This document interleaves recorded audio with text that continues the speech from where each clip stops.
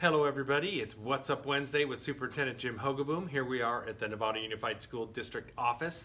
These are all our amazing people who work down here at the district office, and I wanted to talk a little bit about the budget and give you an update. So I think as everybody knows by now, with declining enrollment and our increased PERS and STIRS costs, we have a budget deficit we're trying to deal with.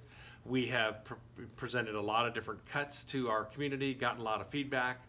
Last night at the board meeting, we considered the $1.5 million in cuts and heard a lot of testimony. We probably had about a dozen people come and talk, mostly about our athletic director position, which is full-time now.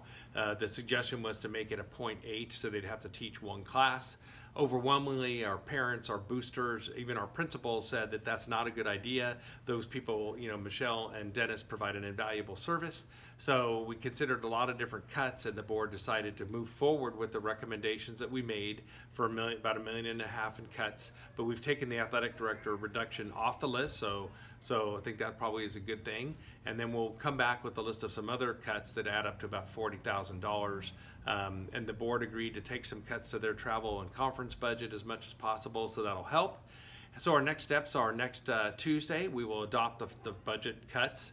And then we're really in the fall going to have to see what our enrollment looks like, but because we're continuing to decline, that's $1 million a year. STIRS and PERS still continues at $1 million a year. So the three things we're going to look at right off the bat next year on enrollment is, do we need to close the school?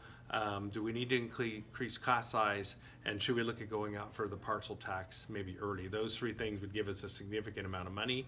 But I really appreciate all the input that parents and students and staff and administrators have given us to help us through this difficult process. We know that these cuts do have real effects on real people. I'm really sorry for the impact of those cuts because it does hurt people and affect their lives.